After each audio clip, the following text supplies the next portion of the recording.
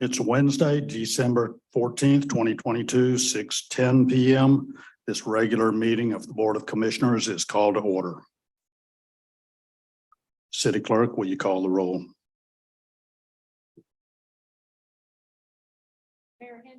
Here, Mayor Hendricks, still here.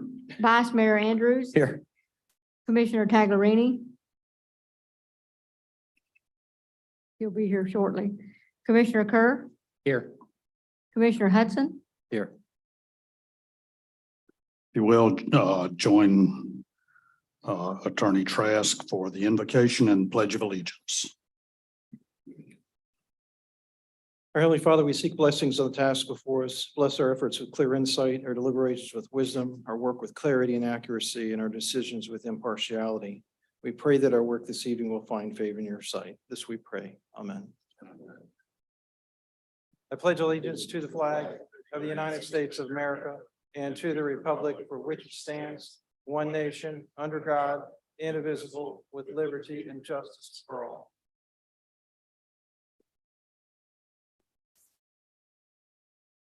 Okay, first is approval of the agenda. Has anyone got anything they want to pull or add or Okay. move?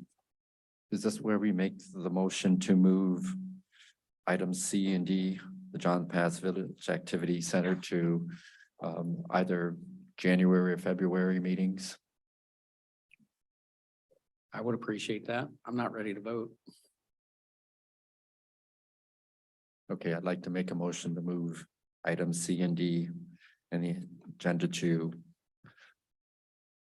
the March meeting. Or no, February meeting, sorry. I'll second it. We need a date certain. Sorry.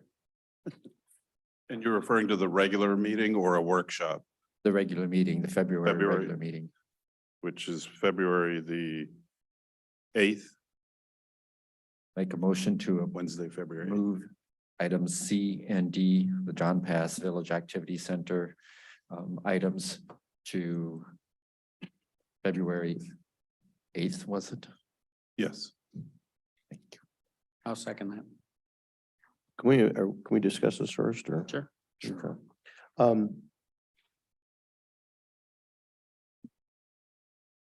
I'm not really sure what new information is going to come out. I don't know. Are we waiting on something in particular to vote on it? Because if we are, then I'm perfectly okay to move it to February. But if we're just waiting on one piece of information, why not just move to, if we're going to move it at all, move it to January?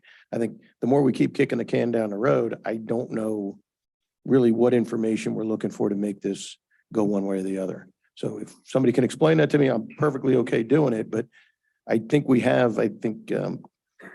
Healy's done a wonderful job putting this out in front of us. I think that we've kind of determined that a lot of the misinformation has been done by people that are just trying to stir things up and eventually sue the city. But I think the planning commission had enough information to vote on this. I think we do too. I'd just like to hear some reasoning behind it. That's all. I think we would like to have somebody from the city, the planning commission or whatever, put out a paper on this or have another public meeting and talk about some of these concerns that we've heard from people. And just say, to understand that we need to do this so that the city fits within the county plan. In case there's some reason that we have to do major rebuilding of all these things, and then to explain what is going to be the expected results of anything that would happen. If there is going to be a hotel built somewhere, these are the requirements it's going to have to meet, or probably going to have to meet, since they can't tell it exactly, and try to calm people down, and so that they're behind us, instead of us just being looking aggressive and saying, no, this is it. No, I get it. I just, I think we're throwing ifs in there. If there's a hotel, if there's a hotel, it would have to go through the same procedures now as it would with an activity zone. So that's my only point on that. My other fear, and it's a very big fear, is if we push it back to February and then all of a sudden this comes up again, then we're in March and there's going to be a new board seated. So we're going to really literally have to run this through the entire, we have a board here that's heard this multiple times now. We have a staff that's worked on it for a considerable amount of time as well. Our staff's 100% behind it. Our commission, and I apologize to Chuck because I made a mistake. It was a 5-1 vote. The one dissenting vote was not saying no to it. It was because it wasn't big enough. So my thought process here is if we keep waiting and we keep kicking the can down the road in a couple of months, if something happens in February and it gets delayed again, now we're looking at March and, you know, judging by what and obviously we don't want to talk about the upcoming election, but there could be a whole new board seated here and we're gonna have to start from square one and go through this again. So I don't know. I think we're just, to me, that would be passing off responsibility that we've heard, we know, and we do going forward. I don't like the idea of just keep moving things down when we have the information in front of us. If you guys are 100% on that, I'm not gonna fight you on it, but I just, If I might, I personally am not ready to vote on it. We did get new information with the existing. We had on paper what's existing, what's proposed on paper existing, but now we actually had whatever page that was, 109 or whatever, which showed what is actually there. And I personally haven't had the time to really digest that. And, you know, I may want to come back and make a proposal that's a bit of a modification, just like they made the modification on 18 units per acre on whatever section that was on the west side of Gulf Boulevard. I just want an opportunity to digest it a little bit. Now, if we did it in the first, as long as it's not tonight, I'm fine with it, but okay, yeah, so you Yeah, don't it- need 60 days to do that. no. Okay, But I mean, Commissioner, Commissioner Hudson suggested February, I would imagine, because, you know, we do have the holidays we're working through. Mhm. We're going to be having a regular meeting. The next one, I don't know what that date is. I don't know if that's, you know, but as long as it's not tonight, and I take your point valid, there's possibility of a new commission seated. That's valid. But I need it not to be on tonight's agenda personally, or I have to vote in negatively. Okay, so then it just comes down to, do we want to make some type of another public meeting to explain this? Or do we Well, just? we've had numerous public meetings on this. And I'm prepared to vote tonight. I'm fine with it on the agenda tonight. Okay, so if we don't, we need to vote down moving it to February. And if we want to move it to, make a new motion to move it to January, whatever that day is in January, I assume. What's the January date? The January meeting is the 11th.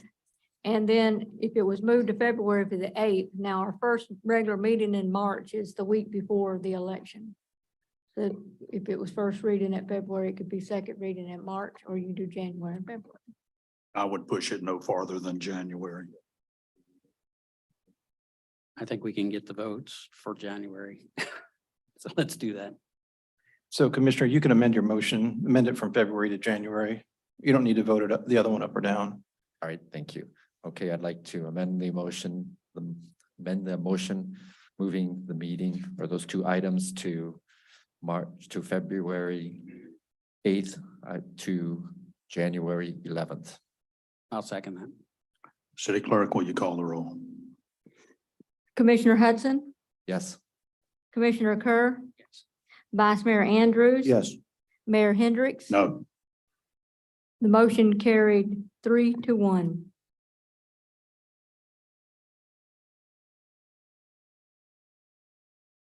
Okay, anything else on the approval of the agenda?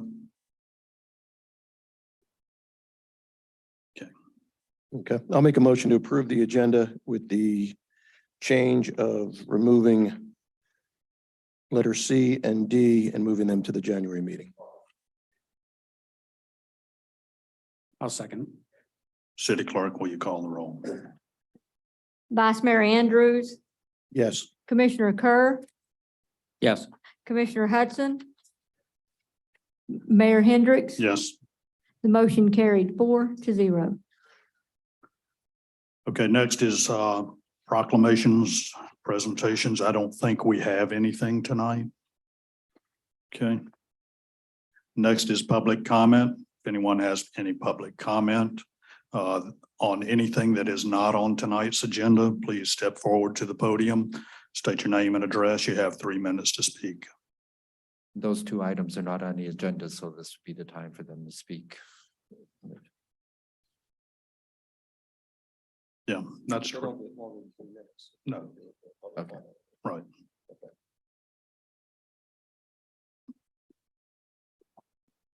Next is the consent agenda. I'd like to make a motion to approve the consent agenda. Second. City Clerk, will you call the roll? Commissioner Hudson, Yes. Vice Mayor Andrews. Yes. Commissioner Kerr, Yes. Mayor Hendricks. Yes. The motion carried 4-0. Next is public hearings. First is ordinance 2022-32, proposed amendment to the city charter, section 2.2, Board of Commissioners created, qualification, term of office and vacancies. Subparagraph B, qualifications and terms of office to provide that the commission members shall have been qualified electors and resident of the city of Madeira Beach for 1 year immediately prior to their qualifying for the election, second reading and public hearing. Mr. Trask.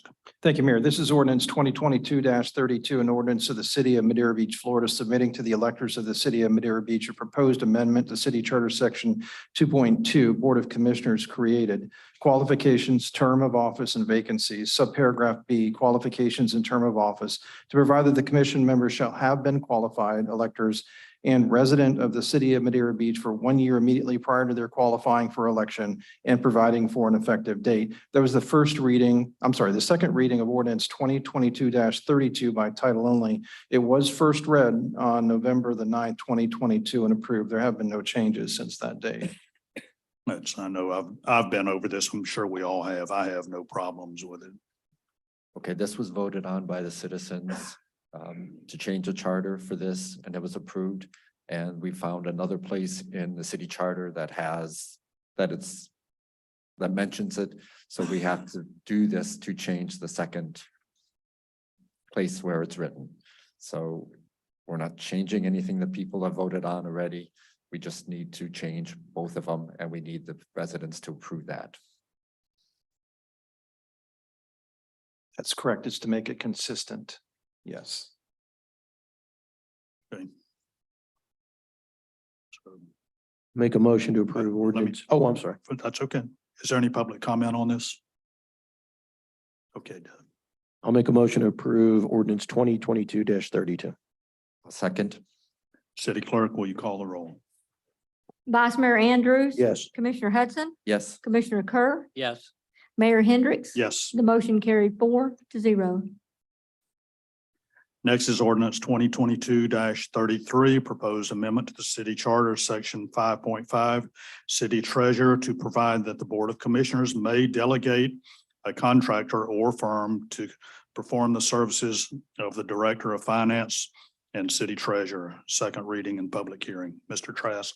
Thank you, Mayor. This is ordinance 2022-33, an ordinance of the city of Madeira Beach, Florida, submitting to the electors of the city of Madeira Beach a proposed amendment to the city charter section 5.5, city treasurer, to provide that the Board of Commissioners may delegate to a contractor or firm to perform the services of the Director of Finance and city treasurer, and by providing for an effective date. That was the second final reading of ordinance 2022-33 by title only. It was first read on November the 9th, 2022, and there have been no changes since that approval. Okay, floor is open for discussion. Okay, this was in the charter. We're just changing the charter to say that we're allowed to use a contractor for our financial, which is what we've been doing, and we do it to save money. And it's legal with what we have set up, but it's always been questioned, or it doesn't always, it has been questioned. And so now we're just trying to make it very much in a public view that we're using a contractor in our system. Well put. Anyone else have anything? Is there any public comment on this? I'll make a motion to approve ordinance 2022-33. Is there a second? A second. City Clerk, will you call the roll? Vice Mayor Andrews. Yes. Commissioner Hudson, Yes. Commissioner Kerr, Yes. Mayor Hendricks. Yes. The motion carried 4-0. Next is ordinance 2023-03.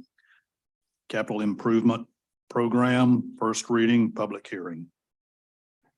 Mr. Drives. Thank you. Mayor, Commissioner, we have Mr. Morris. I need to go ahead and read that Sorry, read the- ordinance by title only first. So this is ordinance 2023-03. An ordinance of the city of Madeira Beach, Florida, amending the capital improvements element of the comprehensive plan of the city of Madeira Beach to update the capital improvement program CIP schedule of capital improvements for fiscal years 2023 through 2027, providing for conflict, providing for severability, and providing for an effective date. That was a reading of ordinance 2023-03 by title only.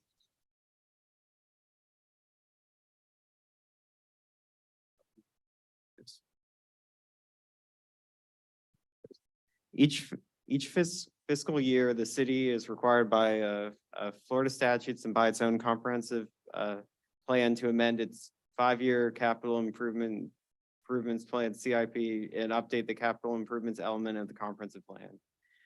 The Madeira Beach Plan Commission recommended the move ordinance 2023-03 forward to the Board of Commissioners for first reading.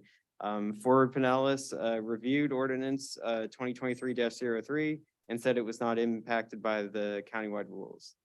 The fiscal impact was $11,570 for fiscal year 2023, $12,923,000 for fiscal year 2024, and $5,150,000 for fiscal year 2025.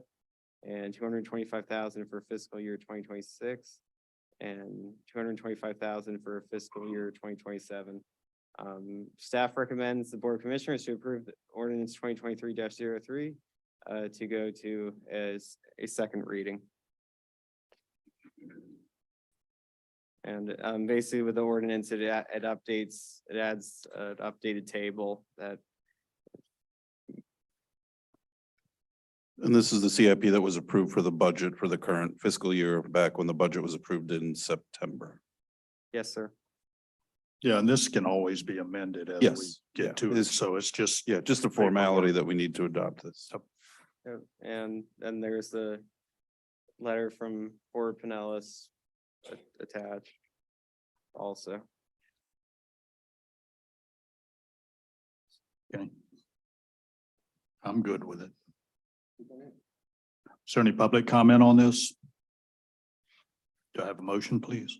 Make a motion to approve ordinance 2023-03. Is there a second? I'll second. City Clerk, will you call the roll? Vice Mayor Andrews. Yes. Commissioner Hudson, Yes. Commissioner Kerr, Yes. Mayor Hendricks. Yes. The motion carried 4-0. Next is ordinance 2023-05, fees and collection procedure manual, first reading and public hearing. Mr. Trask. Mayor, this is ordinance 2023-05, an ordinance of the city of Madeira Beach, Florida, amending the fees and collection procedures manual that was amended by ordinance 2022-23, providing for conflict, providing for severability, and providing for an immediate effective date. That was a reading of ordinance 2023-05 by title only. I want to make one change to the ordinance down in the pass and adoption section. there is a typographical error, and I just want to bring that to your attention. So that passed and adopted section should actually read passed and adopted by the Board of Commissioners of the City of Madeira Beach, Florida, this blank day of blank 2023. I want to take out the reference there that was added. I didn't draft this, but take out the reference that it was going to be approved following the first reading. It requires 2 public hearings. So I'm just asking or bringing to your attention, we're going to delete those words following a first reading and public hearing. Okay, and this is for the, what, the $5 we're adding for the. I'll let the city manager. Yes. That's got the 5 in it. It's the, The yeah, to add increase. the additional increase as we discussed at the workshop, just the increase in the recycling fees as we transition to a new vendor that will be providing a 64-gallon container as opposed to the 18-gallon container, and the 64-gallon containers over here to my right for show and tell if anybody has any questions or wants to see what the size will be. Robin, do we have one of the bigger ones here or no, just a smaller one? This is just, that's the actual recycle, just for Oh, the recycling. recycling. Yeah, Okay, the I'm blue sorry. one. Sorry. Correct. Which And we will are be- transitioning from Waste Connections to Waste Pro. Just out of curiosity, while we're on this, when will those actually go out, Megan? Hopefully this For month. for the recycle? Good evening again. The transition period for the delivery of the carts is going to start next week. Oh, great. Yes, and then Waste Connections will be picking up their 18-gallon bins on their last delivery day or their last service date of the 28th. Okay, thank you. That was the only question. What happens when people are on vacation for Christmas and they're not home? Do they just leave them in their driveway? Yeah, Yeah, they can. That's what they'll do anyhow. So, I'm sure that they're going to be collecting these for For a few weeks. Yeah. Yeah. It's not going to work as seamlessly as we hope. Okay. I thought I read it was on the 28th, which it's not. Yeah. So, okay. No, that is when that will When begin. They're, So that's the last collection date, Wednesday, December the 28th. That's the last recycling collection by our current provider, Waste Connections of the 18-gallon Right, containers. I misread. I thought that that's when they were being delivered. oh, no. are they going to also pick up that same day as they empty the recycle? Yes. Okay. that And makes the sense. Waste Connections and Waste Pro are working together on the Okay. transition. How are we getting this information to the public that they need to? We've been putting it out. We've also sent out flyers to the Okay. commercial accounts along with the residential. Excellent. To clarify, the ordinance includes a $5 increase that we discussed, so it's from $31.27 to $36.27 for the increase in recycling. And then there's also a $14 additional cart, which is voluntary if you choose to order or have an additional cart on your premises, then that's an additional $14 per month. Okay, good. Anything else? Anyone else have anything? Is there any public comment on this? Is there a motion, please? Make a motion to approve ordinance 2023-05. Second, City Clerk, will you call the roll? Vice Mayor Andrews. Yes. Commissioner Kerr, Yes. Commissioner Hudson, yes. Mayor Hendricks. Yes. The motion carried 4-0. Okay, next is the ABP 2022-03 for Boda's Kitchen, Beach Kitchen, Saltwater Hippie Bar. Mayor, I need to jump in here. This is a quasi-judicial hearing, so I just want to Okay. go through the process and bring a couple things to your attention pursuant to the requirements of the code. First of all, the code requires me to go through a summary of the application. I'm going to do that fairly quickly. The applicant for this alcoholic beverage permit under application 2022-03 is requesting authorization from the Board of Commissioners for the approval of a special food service establishment for COP alcoholic beverage license with stated intent to sell beer, wine, and liquor for consumption on premises at Frabada's Beach Kitchen and Saltwater Hippie Beach Bar 15031 Gulf Boulevard, 15042 Madeira Way, 15040 Madeira Way, here in Madeira Beach, Florida. This application is being made pursuant to section 110-534 of the City of Madeira Beach Code of Ordinances as a result of the applicant's request to enlarge the area where the alcoholic beverages would be sold. Pursuant to section 110-534 of the Code of Ordinances, it requires the board's approval to enlarge any area for sale of alcoholic beverages, including consideration of the requirements under 110-532. The standards that you are to apply under section 110-532, and again, I'm required to read this to you. It's titled Consideration of Alcoholic Beverage Application, and I'm just going to read it fairly quickly. When considering the alcoholic beverage application, the Board of Commissioners shall consider the following factors. Number one, the extent to which the location and the extent to which the proposed alcoholic beverage request will adversely affect the character of the existing neighborhood. Number two, the extent to which traffic generated as a result of the location of the proposed alcoholic beverage request will create congestion or present a safety hazard. Number three, whether or not the proposed use is compatible with the particular location for which it is proposed. Number four, whether or not the proposed use will adversely affect the public safety. And number five, no application under review of this section shall be considered until the applicant has paid in full any outstanding charges, fees, interest, fines, or penalties owed by the applicant to the city under any section of the code. Your code also requires me to identify all of the parties involved today. And the parties involved are Doe's Brothers LLC. They're the applicant.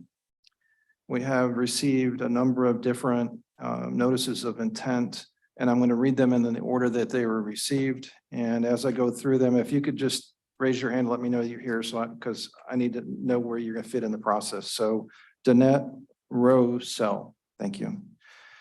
Dennis Pullman, thank you. Fred Eastwood, thank you, sir. Wayne McKinney, thank you.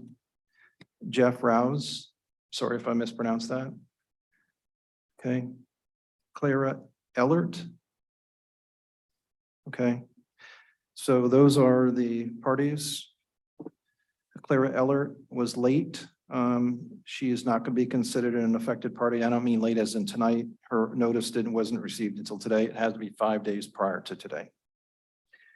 The order of presentation pursuant to the code is that the applicant is going to provide its application first. It will be followed by the city.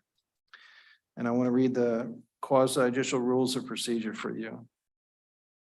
This is a quasi-judicial proceeding where the Board of Commissioners acts in a quasi-judicial rather than a legislative capacity.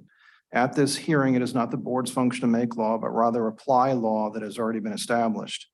In this quasi-judicial hearing, the board is required by law to make findings of fact based upon the evidence presented at the hearing and apply those findings of fact to previously established criteria contained in the Code of Ordinances in order to make a legal decision regarding the application before it. The board may only consider evidence at this hearing that the law considers competent, substantial, and relevant to the issues. If the competent, substantial, and relevant evidence at the hearing demonstrates the applicant has met the criteria established in the Code of Ordinances, then the board is required by law to find in favor of the applicant. By the same token, if the competent, substantial, and relevant evidence at the hearing demonstrates that the applicant has failed to meet the criteria established in the Code of Ordinances, then the board is required by law to find against the applicant. With that being said, I need to ask the commission, any of the commissioners had any type of ex parte contact with the applicant in this case or any others? No. No. Any conflicts of interest that any of the commission members want to disclose? I'm saying none. Thank you. At this point, I need to swear in all the witnesses. Anyone that's going to speak tonight, if you could please stand up, raise your right hand. I'm going to swear you under oath. Anyone that's going to speak. You swear that the testimony you're about to give tonight is going to be the truth, the whole truth, and nothing but the truth. Okay, thank you, everyone. So with that, Mayor, we're going to have the applicant go ahead and proceed with the application.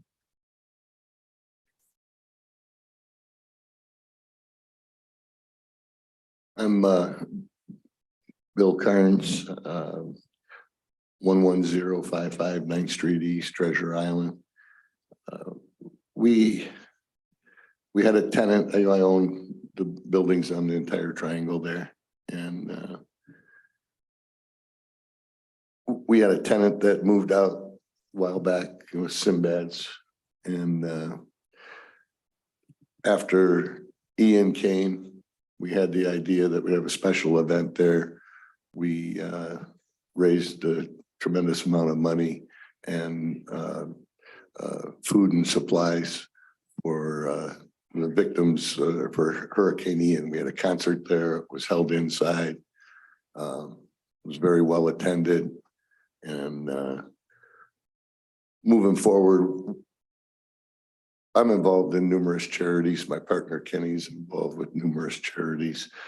Our intent with that Sinbad's building is to do what we did that first time, and that's hold some special events in there.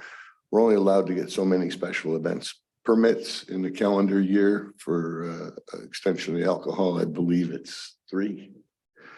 So we wanted to do something maybe once a month or twice a month and have bands play inside, indoors, and be able to serve them alcoholic beverages and beer and wine.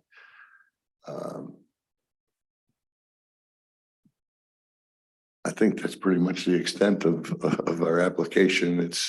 We currently have, you know, the restaurant located at the Gulf Boulevard, Madeira Way, Fravadas, and right next door, the Saltwater Hippie Beach Bar. So this would just be an extension of that premise to go into that building and host some events. And we'd like to get with the pleasure of the board, we'd like to get the approval to do that. Mr. Trask, may we ask questions? Yes, now's the time for the commission to ask questions, and then the affected parties will have the opportunity to ask questions of the applicant as well. So now's your turn. Okay. That whole block is going to be torn down sometime in the future. I can give you a little update on that if you'd like. Yes, please. So we're in the final stages of our plans. It is going to be retail on the ground floor. It's going to be exactly what was approved back in 2017. We have site plan approval that's in place today. We're not going to alter that site plan at all. It's going to be exactly what was there, except now we know we're going to have a little bit less commercial retail than what was originally approved. Was 40,000. I think we're going to have about 29,000 square feet down there.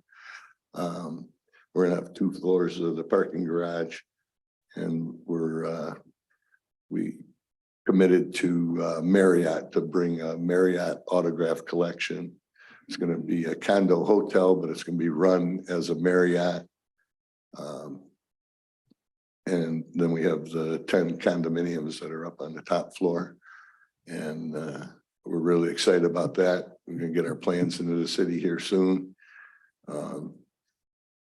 Interest from buyers has been extremely strong that want to own a piece of a Marriott hotel. It's an opportunity that doesn't come along very often. Hotel's a hotel. So we're probably looking at a scraping of the ground sometime September is what it's looking like right now. So yeah, eventually it's all gonna be coming down. It'll be a construction site for 18 to 24 months. Okay, so this application is for a short time period, Yes, sir. and you're going to knock a door between the 2 buildings? Or No, they're all connected together. So you can go along the sidewalk, come in the front Okay. door, you can go around the back and you go in the rear entrance. And it's not going to be open every day. It's going to be, like I said, maybe 1 or 2 events a month. okay, Like and that. it won't be an open front like the No, Grass Captain or anything like that? no, or the Daiquiri Shack or Okay, the rooftop of the Cambria or Okay. anything like that. that's, I was just wondering if maybe, for the sake of residents in that area, if maybe the band that's normally playing there at Saltwater Hippie that I enjoy going and seeing, I love that venue out there. I was wondering if maybe they could, maybe if you could have on a regular basis, just have the band inside.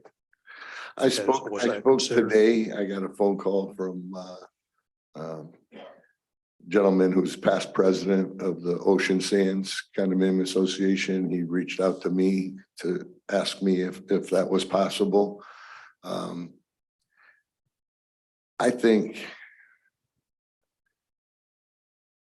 for anyone to come up here and say that all the noise comes from this saltwater hippie beach bar, that's baloney. The sound, it's my turn, sir. Thank you. I'll respect you when you come up here. Thank you. The Daiquiri Shack is an open front.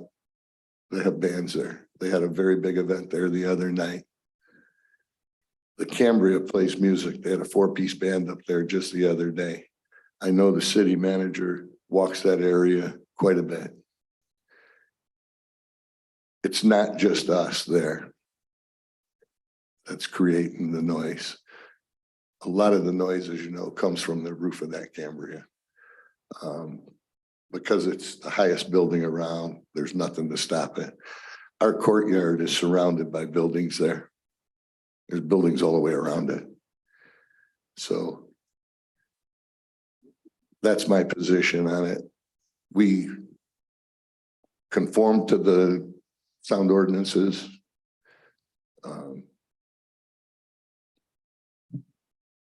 I don't think it would be possible. We have music there. Not too much during the week outside. But yeah, you know, on the weekend, we have bands play outside in the courtyard. So I don't think it'd be possible to open that up. The facility doesn't allow for that. We just have a temporary bar in there that we built. It has a stage in there, but there's no seating in there. So more of a stand-up venue where someone would come in for an event. Okay, thank you. That's all I've got. Any other questions from the commission? Okay, so now's the opportunity for any affected party. If you have a question of Mr. Carnes, so Mr. Carnes, don't sit down just yet.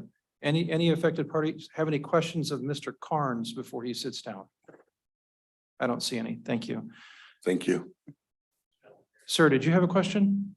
If you could step forward, tell us what your name is and ask your question of Mr. Carnes. Yes, sir. I'm Wayne McKinney. I live in 15,000 Gulf Boulevard, directly across the street from the outside band that plays directly at us. And those buildings down below, sir, do not stop any of that noise. I Sir, have had. Sir, let me just interrupt you. This is the time for questions, not to present your case. Okay. Do you have any questions of Mr. Carnes? No. You'll still have your opportunity to speak. Okay, my question for Mr. Carnes is why can't you apply to go indoors at Sinbad's or the next door saltwater hippie? Because that's where the noise is coming from. We don't hear much. Well, I won't go into. Questions. Thank you. Let Mr. Carnes answer. So my answers, I got a question tied back to this gentleman. So my question would be, during the week, Monday through Thursday, when we have music inside, does that affect you? Yes. It does. Yes. Okay. And the answer. Mr. Carnes, it's not your time to cross-examine. No, Miss- it's, Mr. McKinney, he's got questions of you. Let him ask his questions and then he can sit down and we can move on. so it's just not feasible to bring the bands inside because that facility isn't set up for it. The facility has one bar along the back inside Sinbad's. There's, again, no seating.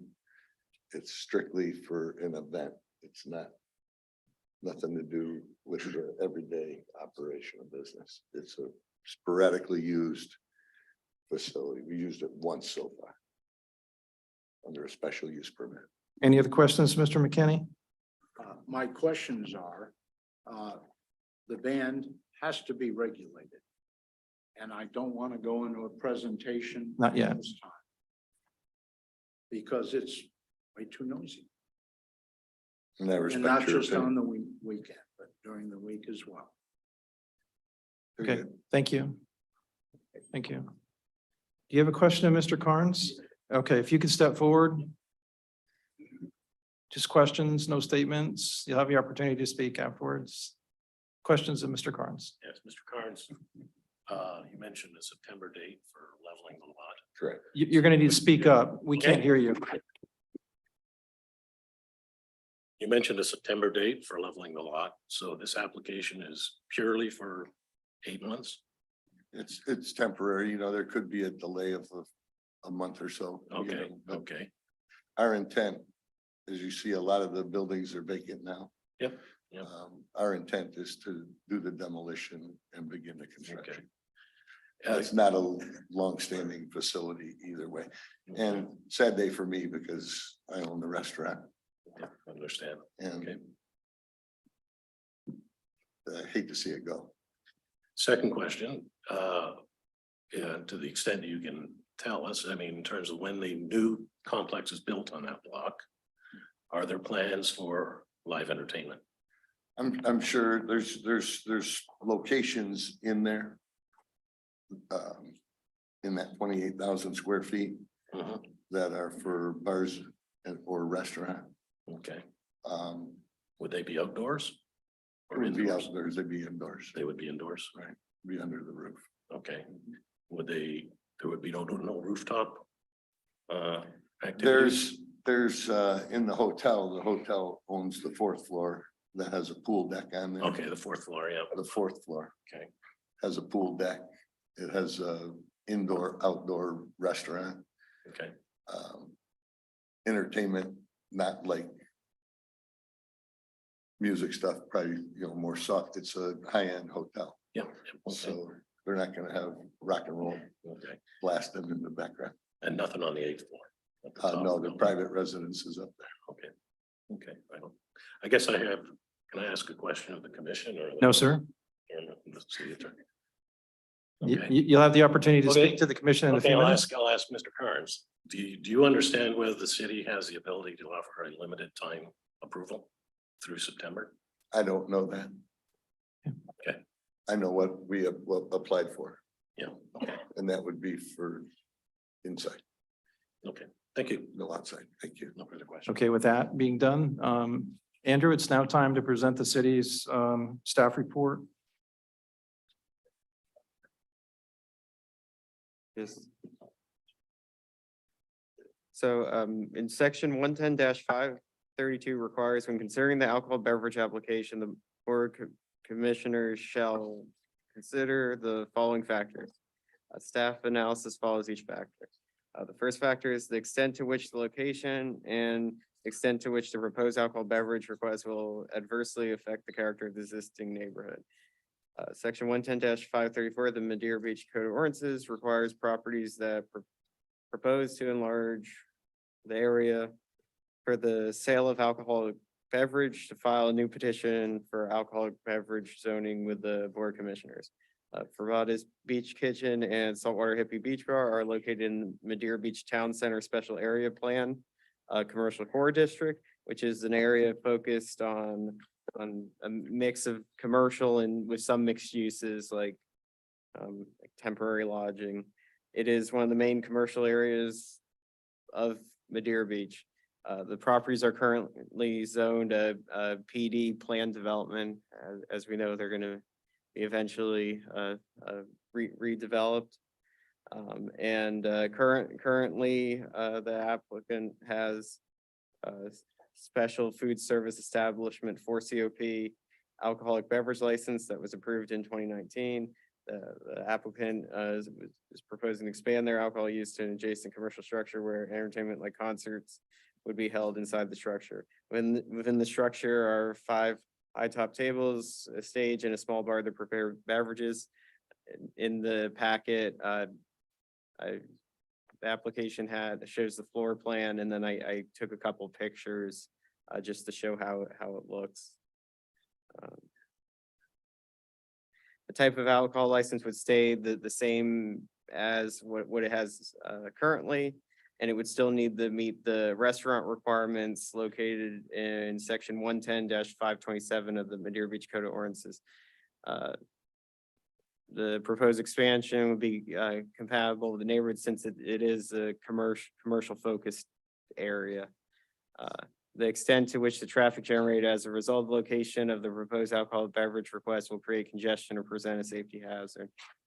The proposed Frabada's Beach Kitchen and Saltwater Hippie Beach Park expansion would be within an existing commercial structure that is adjacent to their existing alcoholic beverage zoning. And it's good, they're located in a commercial area. And because they're located in the Madeira Beach Town Center special area, there's also a reduced parking in our code because it is a mixed use, like walkable area. And I mean, they have more than enough parking, but because of that area, it's a 50% reduction, but they own the whole entire triangle, all that parking. So there's adequate parking for the proposed type of use. Whether or not the proposed use is compatible with the location for which it is proposed. These establishments are located in the Madeira Beach Town Center.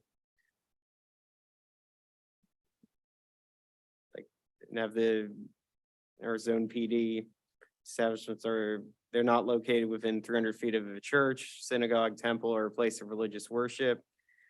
Public or private school operate for the instruction of minors or a youth recreation community center. Because of that, the proposed use would be compatible with the location.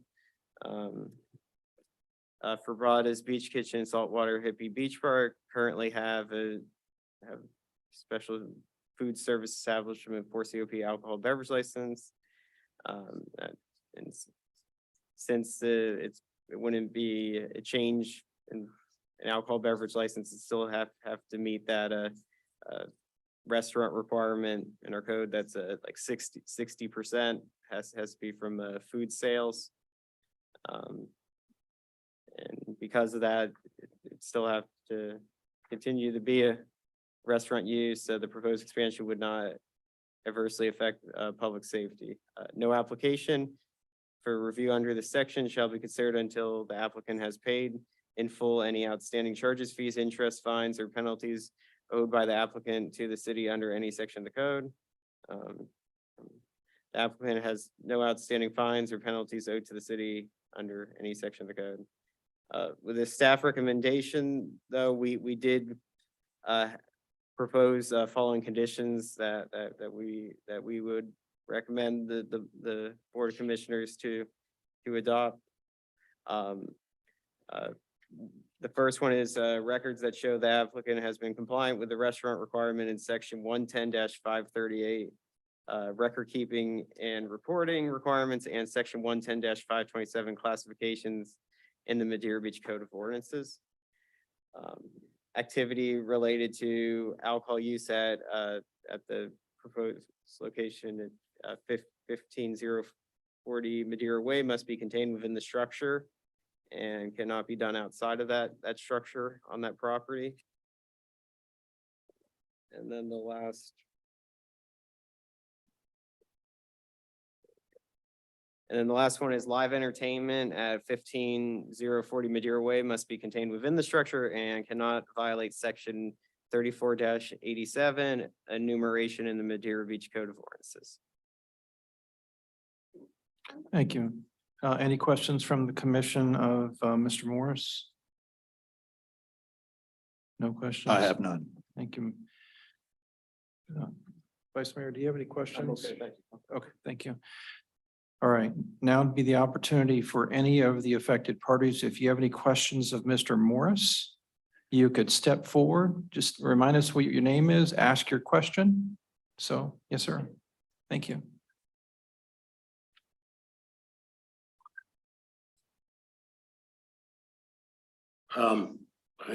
Yeah, I guess my first question is, the factors that the board's supposed to consider in approving this application mentions affecting the character of the existing neighborhood. How would you define the existing neighborhood? It sounds like it's Madeira Way is kind of what you're describing, with no acknowledgement of the residences that are all within 300 feet. One of the reasons why in our recommendations, we tried to make sure the use stated doors was in consideration, because in that area, there is a mix of some residential uses nearby, and it's important that any like commercial use, like they need to follow Yeah. the code of ordinances related to noise. And that's why in our recommendation, we propose to make sure that use stayed inside the structure to try to reduce the impact on nearby residences. Okay. How many residences were notified with the public notice? Whoever, Potentially impacted parties. I think how many, it was whoever, it was a lot of. I included all the addresses, Was it about 300? it was at least a couple hundred. Yeah. I don't have the exact number off the top of my head, but I included all the addresses that were mailed. Because when there's 3 parcels, I had to do a 300-foot radius search around each parcel to make sure Yeah. they encompass everyone. Okay. Question, you mentioned that one of the conditions for the expansion permit was making sure that the music was played indoors. With the original saltwater at the application, was there any reference to an outdoor stage and outdoor? music? I was not working at the city of Madeira Beach at the time of that application. I read through the minutes of that meeting and did look through it. I didn't, I couldn't find it. I'll let you know that. yeah. But I wasn't working at the city at that time. Okay. Okay, that's all I had. Thank you. Any other questions of Mr. Morris? Okay, with that being said now, so we've had the applicant provide evidence, testimony evidence, we've had the city do it. Now would be time for the affected parties. And the way the code reads is that they go on the date and time that they were received by the city. But we have had 5 of them that were received on the same day at the same time. So I'm just going to go from the top to bottom on my list that I have. So Danette Rosell, now is your opportunity to make your presentation to the commission. Thank you, sir. I'm not very good at public speaking, so I'm just going to read an email that I wrote back last February. I am writing, it was to Mr. Gomez, Mr. Hendricks, and Mr. Hudson, I believe.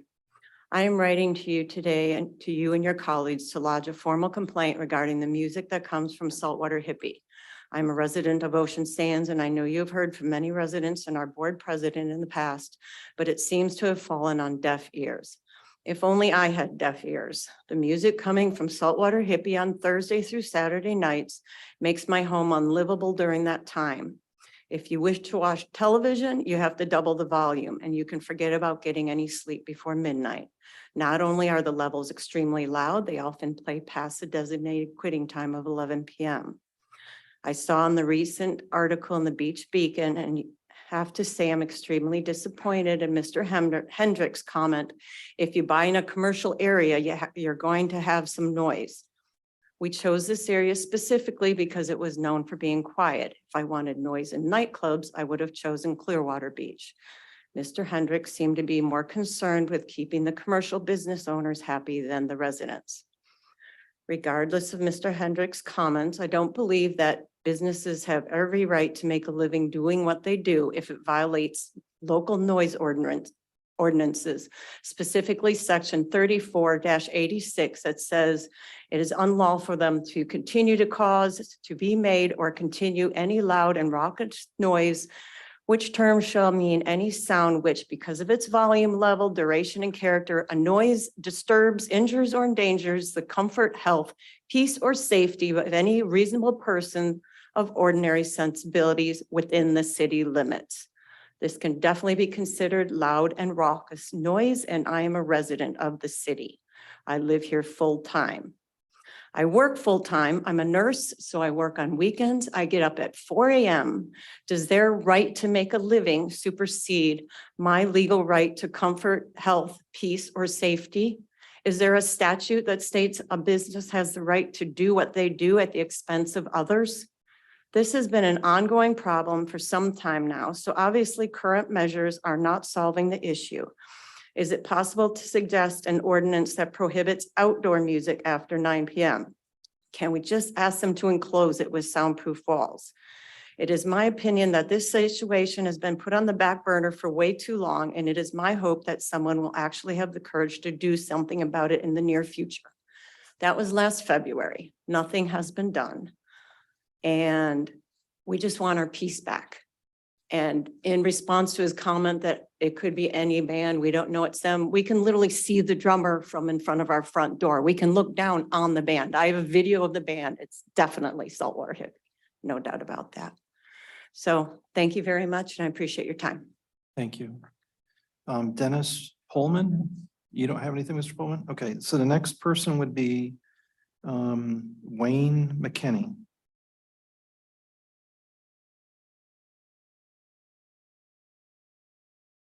I have two letters here and they both went to Mr. Morris.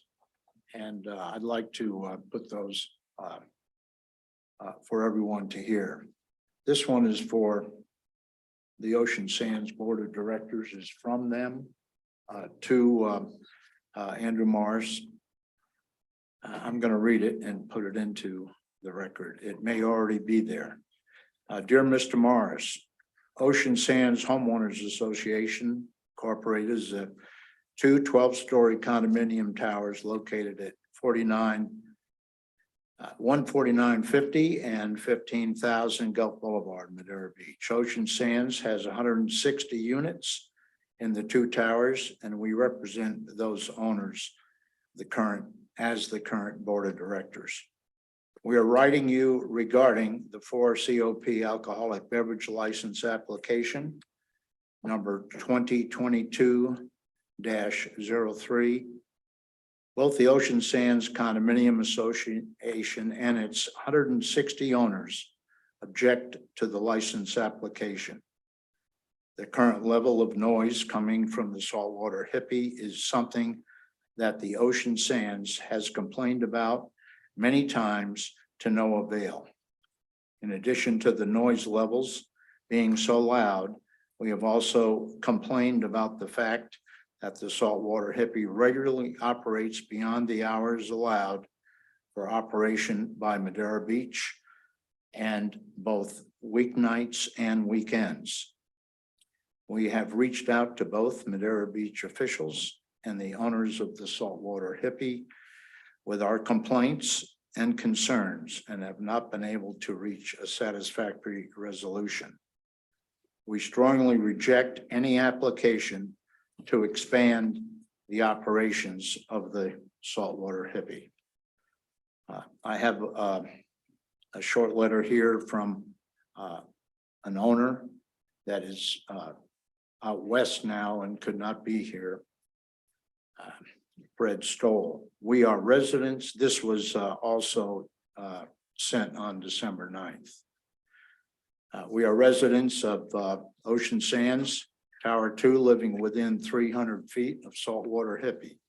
We regularly experience loud music, crowd noise, and loud motorcycle and car engine noise late at night after the hours allowed under the current noise regulations for Madeira Beach. The noise is loud enough to be heard inside our unit and disturb our attempts to sleep during those hours. We ask you to deny the application and demand enforcement of the regulations with regard to noise created by the customers of Saltwater Hippie during hours not within the allowed hours for loud music and crowd noise. In addition, we ask you to investigate and demand enforcement of the 60% revenue required from food in restaurants. We appreciate your consideration of our request for the quiet enjoyment we deserve in and around our residents.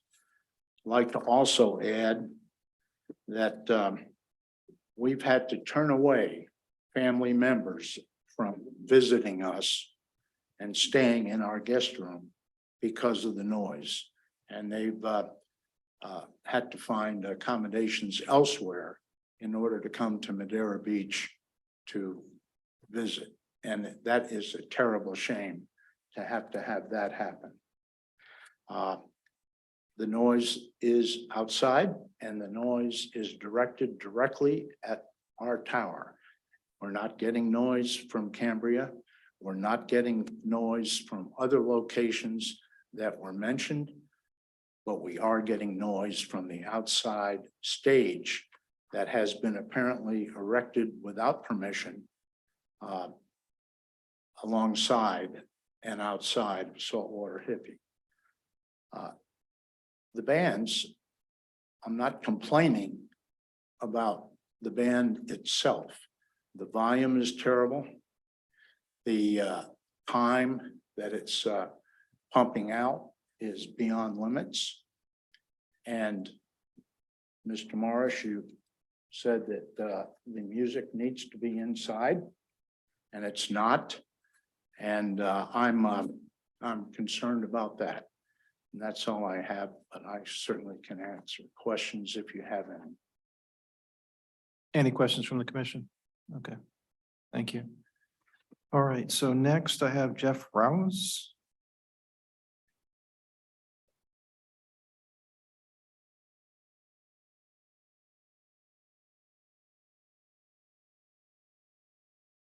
My name is Jeff Rouse. I live at 15,000 Gulf Boulevard, and I'm the past president of Ocean Sands. I was president from January 19th to March of 2022.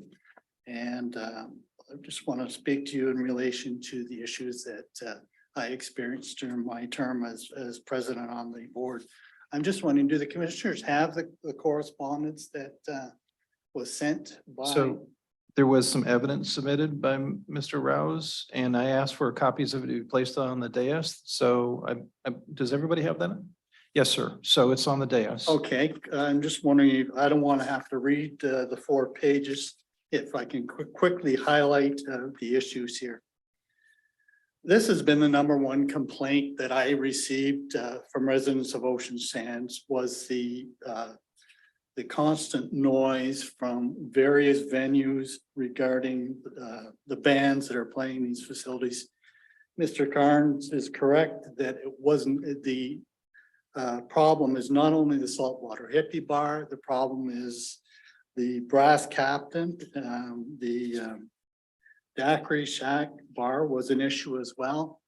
We did reach out to all of these facilities to try and see if they can remedy some of this situation. We did have some success with the Daiquiri Bar in that they agreed to only have the music played inside their facility.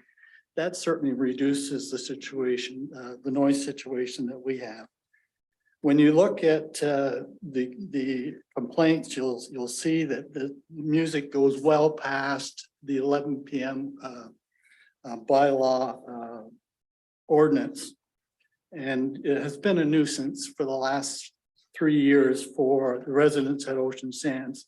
It's got to the point now that we're starting to feel the economic fallout from the noise from the specific noise coming from the Saltwater Hippie Bar.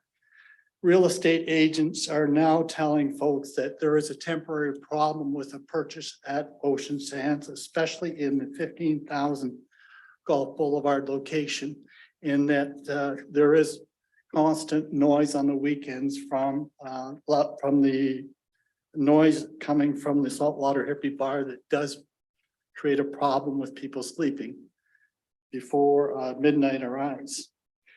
in my efforts as president, tried to reach out to a number of city managers, the owner of the property, both Saltwater and the landlord, to try and see if we could resolve this issue.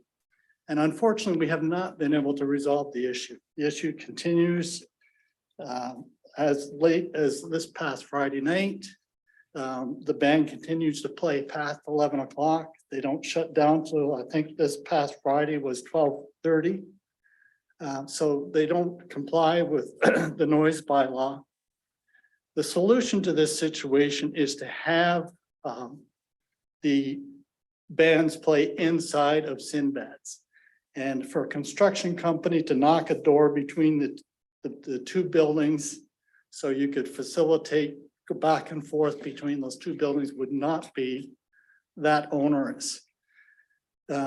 So that would be a solution to this problem, is that get rid of your outside stage and have all music take place inside of Sinbad's or inside of the Saltwater Hippie Bar. No outdoor music, because there's no way to buffer that. And this is, this is an ongoing problem.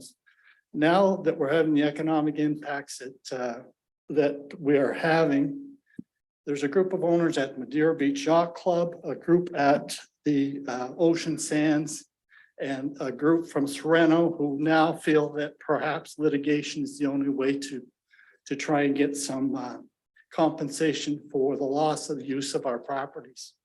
So we're hoping that it doesn't have to come to that.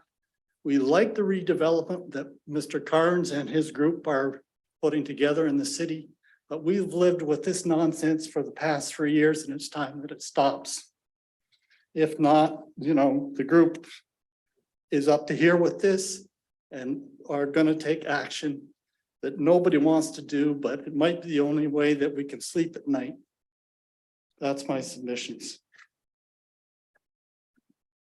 Thank you. Any questions? No. Okay, None from me. thank you. So next is Fred Eastwood.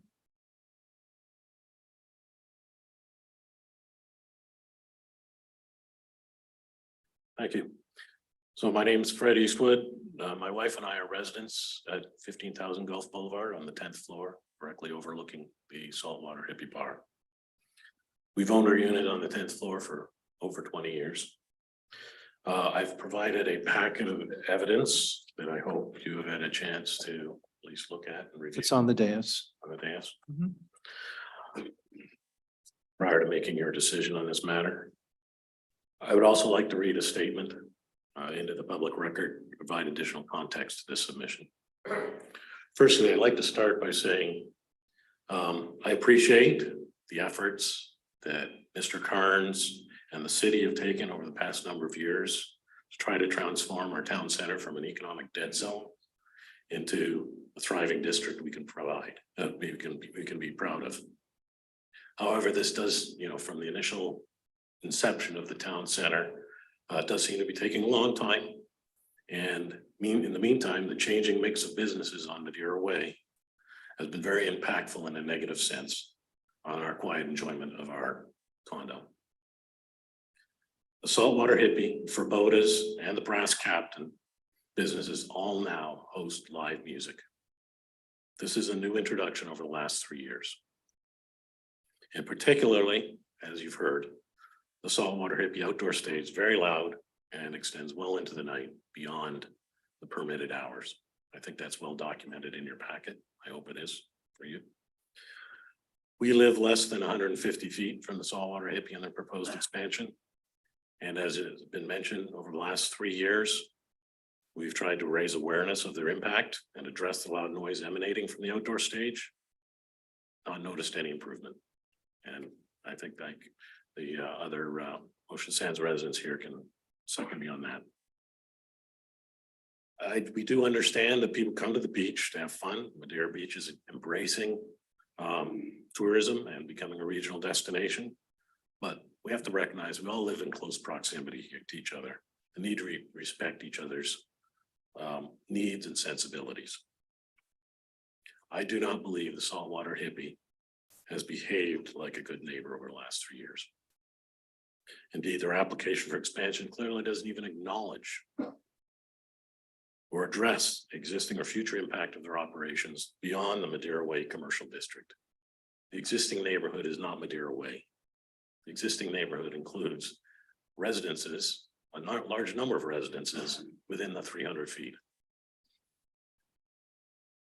Therefore, prior to approving any expansion of the saltwater hippie alcohol license, I would request the city, one, gain assurances from the saltwater hippie they'll comply with the current noise bylaw, which they have not done over the past 3 years.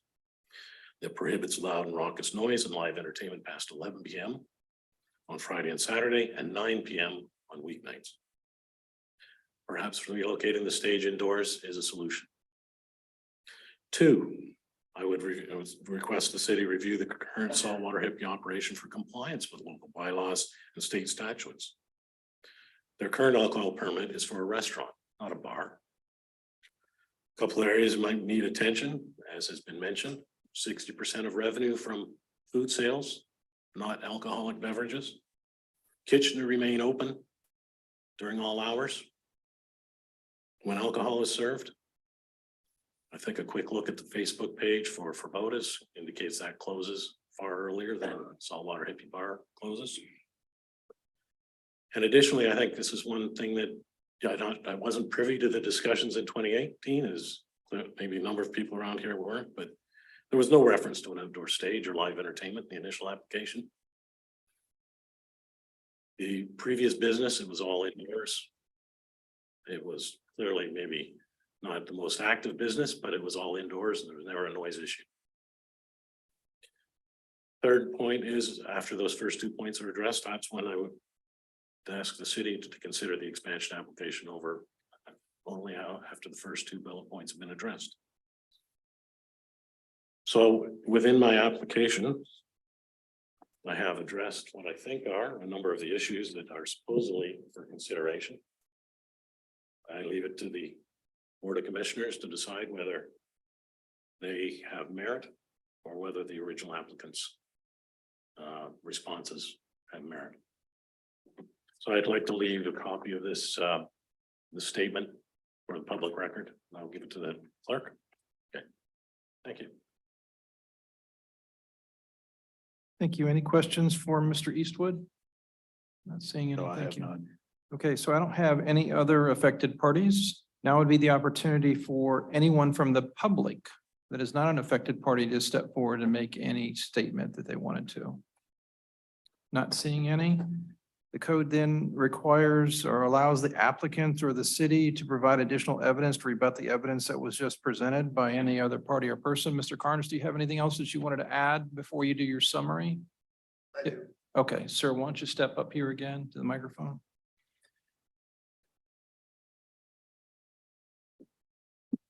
So in reference to the gentleman's comment about the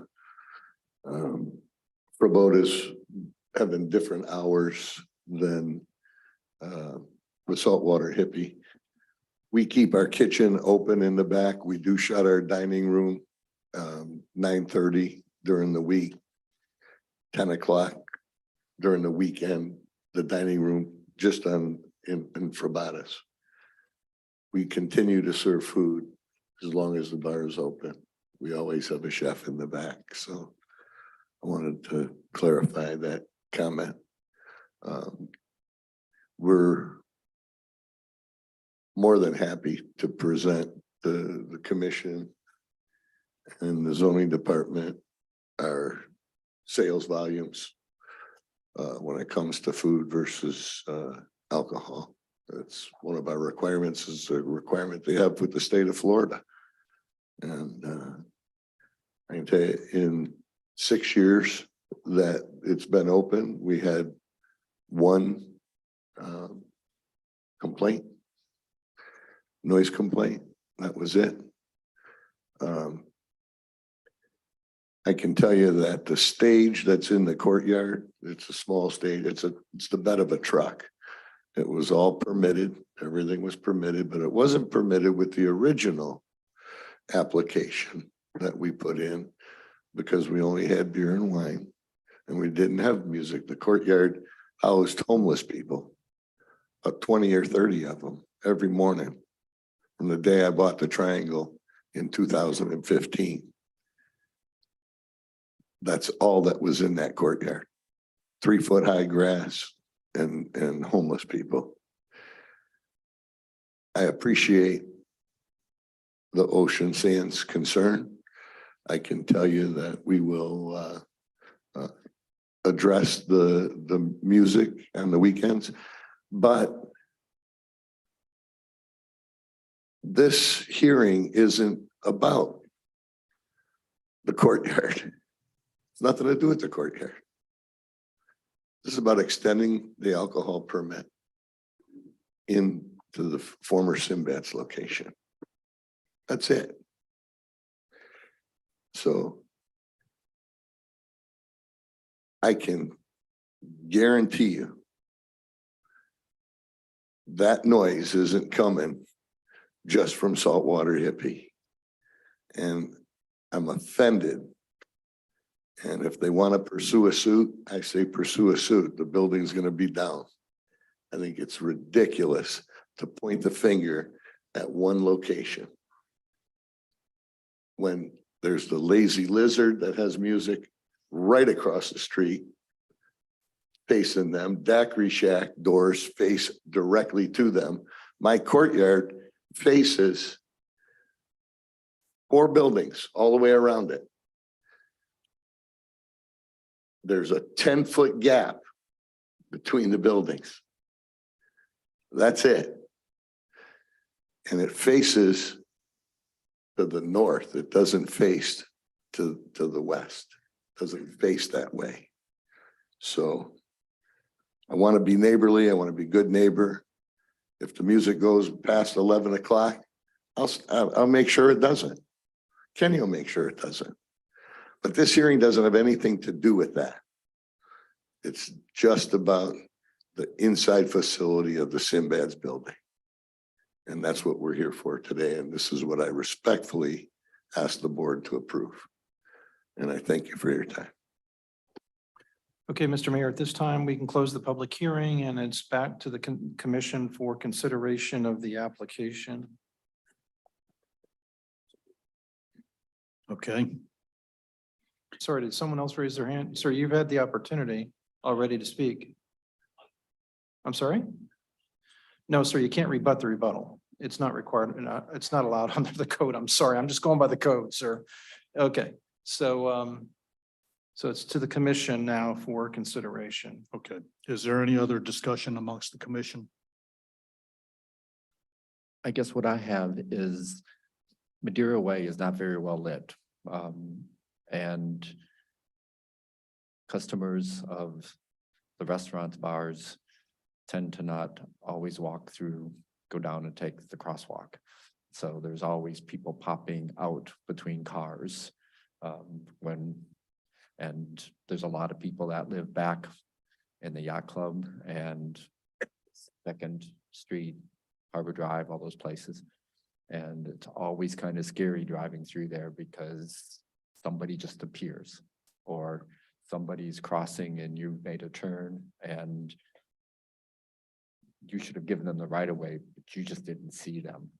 So I run that gauntlet every day on Gulf Boulevard. yeah, so adding people coming from another direction now just makes me even more nervous. Jenna? Okay. You know, this is complex because, you know, first off, I have a lot of sympathy for the folks from Ocean Sands, but let me just state for the record, guys, you know, we're the legislative body here. Okay, so we're basically handed something and saying, does this meet our criteria? And this way, because we're kind of talking about 2 different things tonight. And I just want to let everybody know that whatever the decision is tonight, it's really not based on the sound coming from Saltwater Hippie right now. We have to, by our charter and by all these different sections that you guys are looking at, we have to look at this. We have to read this as is and make our decisions based on that. Now, with that said, our administration, so we handle the legislation, our administration handles obviously handling noise complaints, things along the lines of that. I do agree that the saltwater hippie crew and Frabato's and Eric, so, yeah, and I do agree with Mr. Carnes on one point. We can't, there were a couple people that walked up here and said, this is just saltwater hippie. It's not, look, and I believe the gentleman to my left here will tell you that Cambria is probably his biggest concern as far as noise that reverberates to his house on Harbor Drive.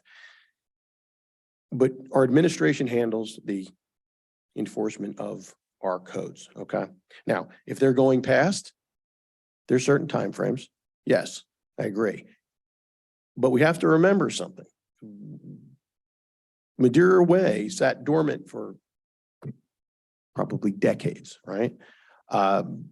So this is new and we have to address those issues. So I just wanted to let you guys know that whatever the vote comes in tonight, it's based on what we're looking at in that new venue that's just going to host special events. So to Commissioner Hudson's point, the amount of traffic, we're talking maybe 1-2 times a month is what they said. I don't think they're planning on opening that up into a full-time establishment. Maybe looking at what Mr. Rouse said about trying to coordinate an indoor bar instead of the outdoor patio. Maybe that's something you guys can talk about. I do think that being neighborly, I think you guys should all have a discussion and try to figure that out, but that's not what this is about tonight. And I think, you guys attended one of their board meetings would probably be a good idea. And let's try to hash out this so that it doesn't come to us and code enforcement has to make a decision on that end. But again, this is about this particular application. And I just wanted to, I sympathize with you guys, but that's not what this particular hearing is about. But I do appreciate your concerns. Anyone else? Well, you lay out a great issue with the noise of the outdoor venue, but I would have to agree with Vice Mayor Andrews. That's what's being asked here. I don't see how that's increasing any of the issues that are going that you're having. You've laid out some really great material here as far as and it would have to be verified about the hours, 9 p.m. But then you're advertising music until 11 during Monday through Thursday. So there's some compliance issues with, but again, that has nothing to do with what we're here tonight.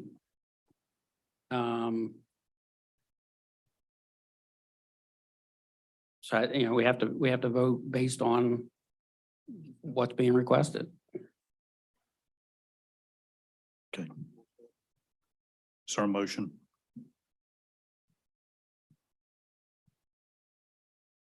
So I'll make a motion that we would approve ABP 2022-03 with the staff recommended conditions. Is there a second? I'll second. City Clerk, will you call the roll?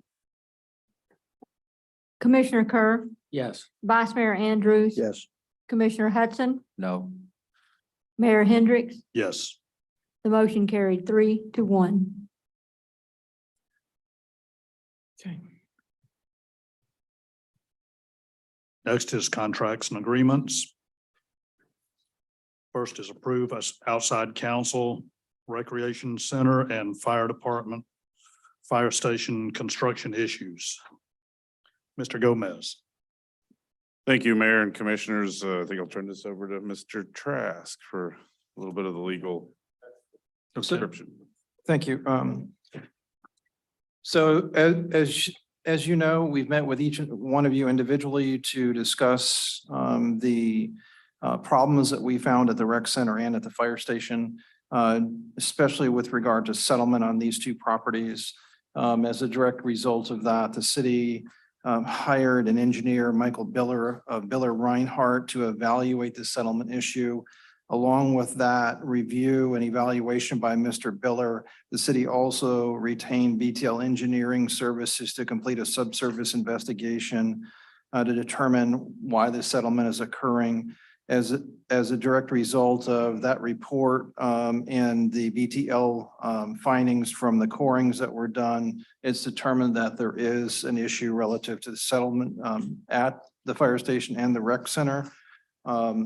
And as a result of that, the city manager and I have been talking to and working with the Carlton Fields law firm to do a little bit of due diligence on this particular issue. They have done some due diligence. As a direct result of that, we believe that it's appropriate to hire the Carlton Fields law firm to handle this particular issue. And in your packet, there was some backup information from Carlton Fields about the issue that I've just mentioned. Tonight, we're asking for three things. We're asking for you to approve retaining the representation of Carlton Fields for this settlement issue. Authorize the city manager to sign the fee representation agreement with Carlton Fields.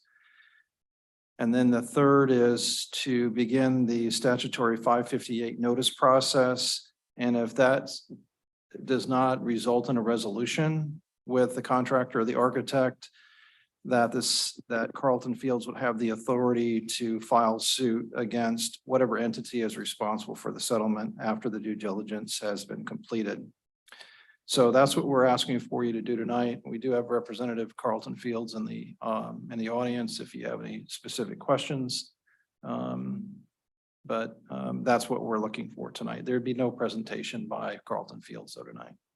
Thank you, Mr. Trask.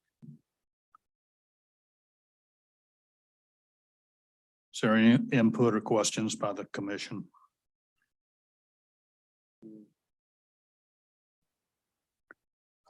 I know I had a discussion the other day with Mr. Trask and gentleman from Carlton Fields. And my opinion is that we go ahead with this. There's just too much damage out there from the poor construction that was done. So I'm okay with moving forward with it. Agreed. I think we all had those discussions and I would support that as well. And I understand they take coupons, so. So I'm good with it. Is there any public comment on this? Is there a motion? Try it. I'll make a motion that the city retains Carlton Fields for the problems in the two buildings. That we authorize the city manager hiring of Carlton Fields, and we begin the 552 notice. 558. 558 notice to have the two buildings repaired. Well, second. City clerk, will you call the roll? I just want to make sure though, that also includes, if necessary, the filing of a lawsuit if the statutory notice is not successful in getting a resolution. Can we conclude that in your motion too? And include the filing of a lawsuit if a conclusion isn't reached earlier. All right, thank you. Okay, I'll second that. okay, city clerk, will you call the roll again, Yes. please? Commissioner Commissioner Hudson, Yes. Vice Mayor Andrews. Yes. Commissioner Kerr, Yes, Mayor Hendricks. Yes. The motion carried 4-0. Next is King of the Beach Fishing Tournament contract with Old Salts Fishing Foundation. And Mayor and Commission, as we discussed at the workshop, we would proceed with an agreement, either a 5-year or a 10-year agreement, as we discussed, essentially that the Old Salt Foundation would hold the events and would reimburse the city for fire EMS and sanitation costs only. I guess I need some guidance on the 5 or the 10-year for you to approve. I'm good with this, and I'd like to have a long-term contract between the city and Old Salt so that we know that tournament continues here. It brings a lot of business and goodwill to the city. And where we're not getting money, almost every one of those boats are going right over there to the city marina. They're buying fuel, they're buying bait, they're buying beer, they're buying ice. So there's a lot of things that we get back from that tournament that we don't even see. So I would like to know that Old Salt's here for the long term, more so than the short term. Mayor and Commission, sorry to interrupt. We will bring back to you an agreement based on your recommendations this evening at the January 11th meeting. So it'll have the stipulations that you would like. Again, most of which you already pretty clearly explained. Now just the term of the agreement. So do we need to vote on it tonight then, Yeah. or no? Just bring it back with that. We'll bring you back an agreement to approve. Okay. I'd like to see it as a 10-year agreement. Okay. Have we talked to the Old Salts about whether they want to go 10 years or not? I mean, it's nice for us to give them an agreement, but. I They think, would be yeah, applicable, we'll but confirm, but we'll bring that back to you. Yeah, and as long as, I think the discussion points were, Yes. the agreement incorporates, I think we were talking about taking off 5 and 6. 6 is. Yes, correct. 6 is public knowledge, or you can access it through their website, and 5 was just that additional $2,500 payment for aeration. So as long as those are off, I'm good either way, 5 or 10 years. They all have a 1 year or 30-day out clause on it anyway, so it's not. But it'd be nice to lock them in for a while. So Yeah. I'm good with 10 too. Yeah, and we're getting advertising out of it. They're using our logo and whatnot. You know, it's a kind of a joint venture anyhow, so. Okay, Okay, thank you. so that's going to January. January the 11th. Okay, next is any public comment on this?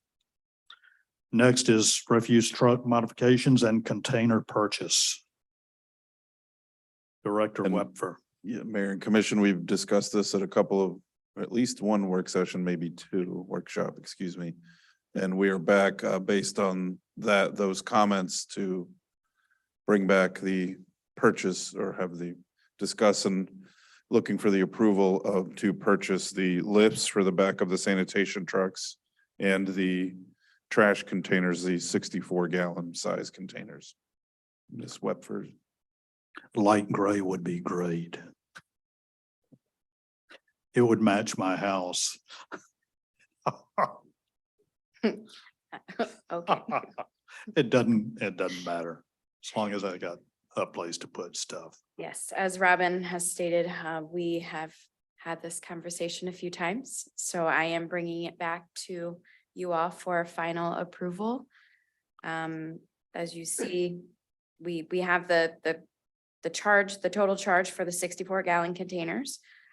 But I also want to keep in mind that with the 64-gallon containers, there will be a need to purchase more 64-gallon containers in the near future because multiple residents will request a second, which is what that additional $14 charge per month is in the fee schedule that we talked about earlier. Right, and the purchase price is listed up on the screen for the 64-gallon containers of $115,871.86. The $35,330 cost that's listed first in the bullet point under 64-gallon containers is for the lifts for the back of the 3, correct, Megan? 3. That is correct, yes. Sanitation vehicles. So again, the 64-gallon containers, 2,000 quantity at this time for just under 116,000. I'm sorry, oh, you're Go ahead. talking, just for the containers? Just for the yes. containers, Sorry. yes. Okay, yes. And the time frame, For the containers, I believe the last time that I spoke to Toter, 6 to 8 week lead time from the time of them receiving the purchase order. So roughly 1st of February. Yeah. approximately. But we would approximately. probably begin to roll them out in March. Yes, And and I mean, it's probably been a month since I checked on that lead time. It could have changed. And hopefully for the literally- better. Literally roll them out. Yep, there you go. I've been just so agreeable lately. I hate to be the fly in the ointment. But I just want to point something out and it's just been sticking in my craw and I just want to get it out and get it out in front of you guys. I'm not disagreeing or anything like that. I think where I sit on this is pretty simple. Commissioner Taglerini has done a wonderful job putting out these surveys. And I said earlier, I was going to come back to this. And I believe the survey on this one, unless it's been updated, was like 12 to 11. It was basically a draw. I don't even know which side was on the top side. But so then when you're pretty much tied, you got to look to the reasoning. And the reasoning behind it, on most cases for the people that wanted 64, was more of an area of convenience, right? So people didn't have a whole lot of room in their backyards or they didn't have anything like that. The reason for the 96 is it seemed to be more of a necessity. For me, it doesn't matter. I've got 2 people in my house. We don't fill up a 64-gallon container no matter what, unless we have holidays and we're filling up things. But there are families in this town that, I mean, I think Megan will testify to the fact that they put up 2, 3 cans. I mean, it's not like there's just a couple of cans out there. So I'm going to kind of throw something at you.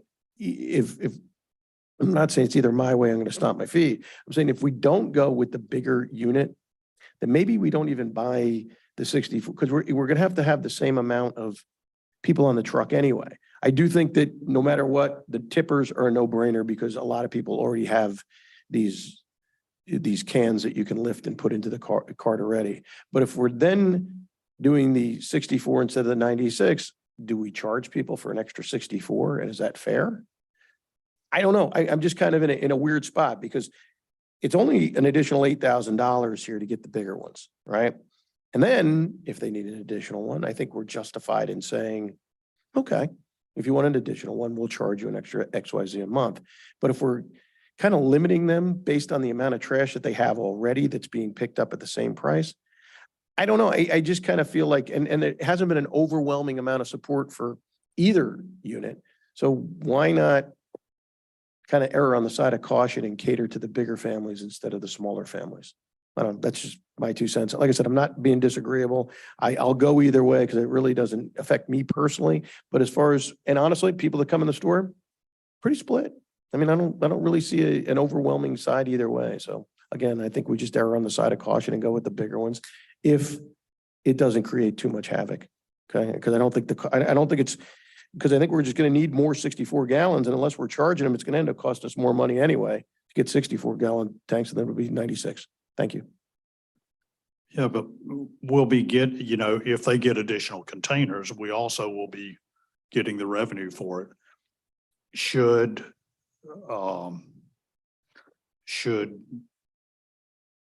Commissioner Hudson or myself, I mean, I'm sure the 2 of us probably don't generate much. I mean, a 64 will probably last me a month.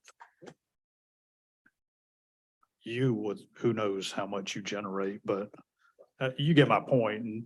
And also keep in mind, I mean, interrupt Mayor, that the recycling container is increasing in size.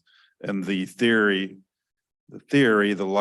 greater likelihood that now additional people will recycle. So less will be thrown as trash versus put into the recycling container. But I agree with Vice Mayor with your comments as well. Yeah, and I will start recycling again because the tipping charge is something I never considered. That I'm actually saving the city money simply by recycling. So. All the pushback that I got was, I don't want that big thing. And the 64 was manageable. I haven't heard any comments that it's not going to be big enough. And I think for an additional $14 to have a second one that the city's going to maintain and furnish, and the additional tipping charges, and you're using the service more. I think that's a good number. I mean, I'm sure somebody did the math to come up with the charge. I think aesthetically throughout the city, yeah, it's more of a uniform look. I go for the 64. I think it's a good size.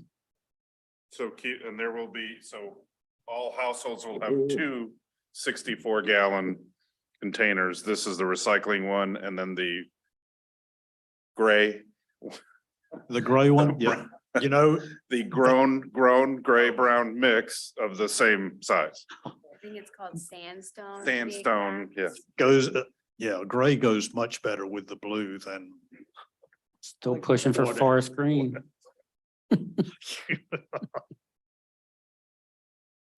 Or Megan. Hey, occasionally we get to push back, huh? Okay. So. Containers. So are we going with the 64 or are we going with the 96? Are we voting tonight? Hmm? Are we voting tonight? Yes, that was. I'd like to make a motion that we purchase the 64-gallon containers and Let me Oh, hold yeah. you up then. public comment. Is there any public comment? No. No public. I'd like to make a motion that we purchase and provide 164-gallon container to each home at the rate that's listed and the additional, any additional, whether that's 1, 2, 3, at a $14 charge per can. Is there anything else? Well, I'm this, sorry. And the cart tippers. this is for this is for the purchase. So you're, Yes. so. $14 is already passed in the ordinance, so that's already covered. Okay. And so you're giving direction as to how many carts that you're actually going to buy instead of 1 or 2 for each household. So Yep. the only thing before you tonight is if you're going to purchase them, you're going to purchase 2,000 of them at 115,871.86. That's correct. And then you're also going to be, you have in front of you the 3 sets of the cart tippers. So really yeah. Is 2,000 enough? That'll Yeah. start, we're not Yes. really sure. Okay. We're gonna start with 2,000 and we will see how that works out. And you can manage that coming into, We'll figure it out. Yes. Yes. good answer. Well, No then, problem. Yes, we will. and based on your answer, I would propose, and make a motion that we purchase 2,064-gallon containers at a total cost of $151,201.86 plus the cart tippers for $35,330. Is that it? Yeah, That the total cost is 151,000. You listed includes the the total total. cost for both. Oh, okay. So second, I'll second. city clerk, will you call the roll?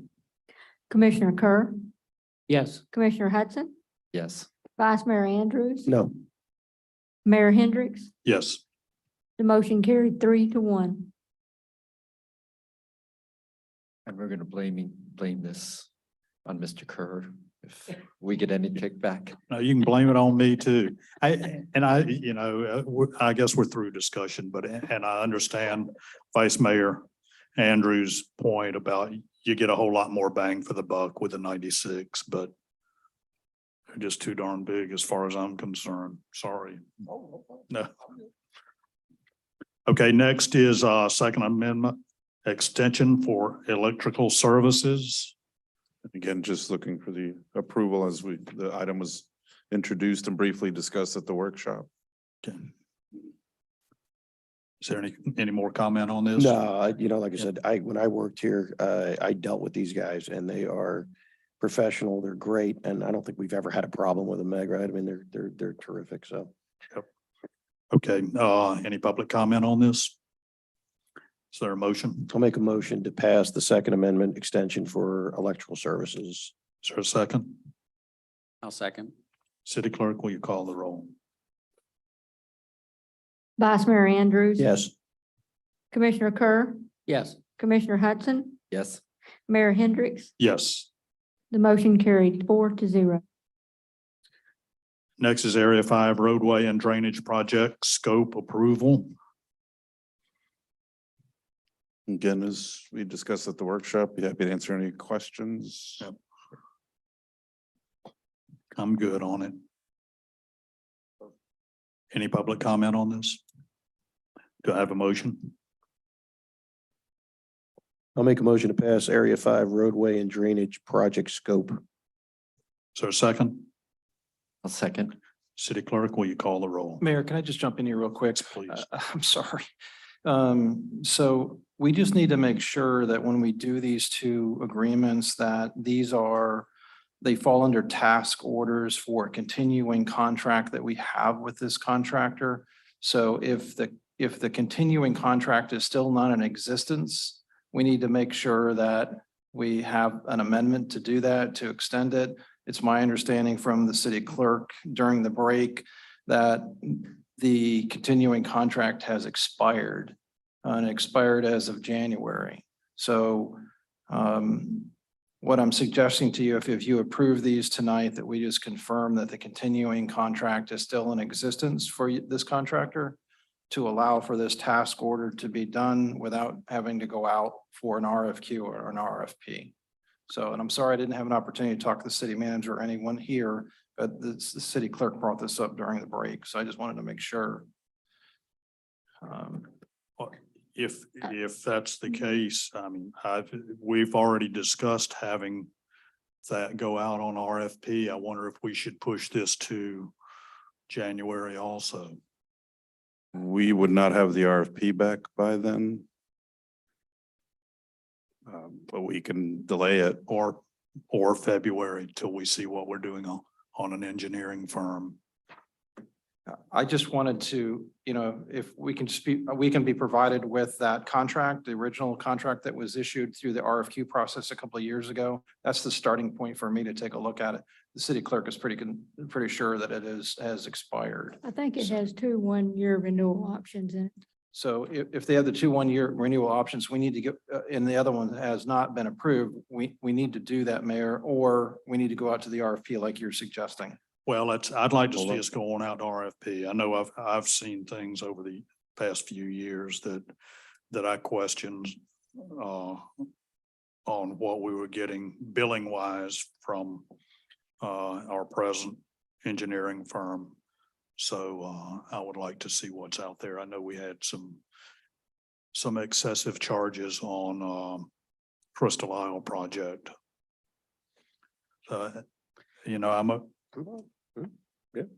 I think. So it'd either be a motion to table or motion to postpone. Motion to postpone, it won't come back to you until it's been re-agendized. Okay, I'll make a motion to postpone Area 5 roadway and drainage project scope. is there a second? Second. City Clerk, will you call the roll? Vice Mayor Andrews. Yes. Commissioner Kerr. Yes. Commissioner Hudson. Yes. Mayor Hendricks. Yes. The motion carried 4-0. Next is Area 6 roadway and drainage project scope approval. Mayor, the same for this thing. one is Yeah. to request to postpone. We will bring it back to you. Before you make a motion, I'd like to ask, either one of these, have anything to do with, we can add conduit? That would be a different, So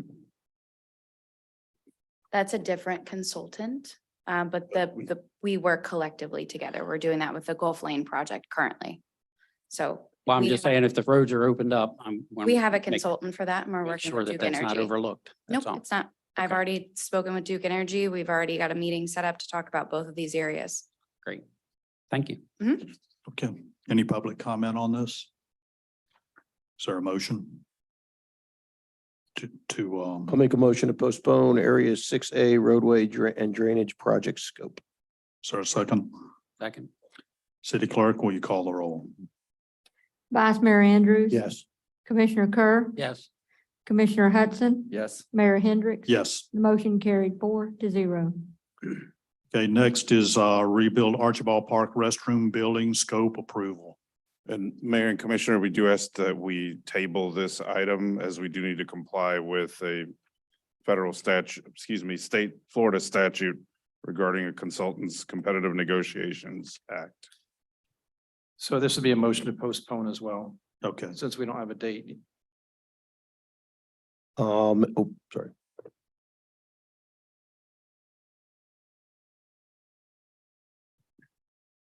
is there any comment on this before we postpone it? No? Public comment. Is there any public comment? Is there a motion? I'll make a motion to postpone rebuild Archibald Park restroom building scope. Second. City Clerk, will you call the roll? Vice Mayor Andrews, Yes. Commissioner Kerr, Yes. Commissioner Hudson, Yes, Mayor Hendricks. Yes. The motion carried 4-0. Next is new business. I don't think we have any new business. Staff reports. Does anyone have anything for us? Not at this time. No. Agenda setting for the January 25th workshop.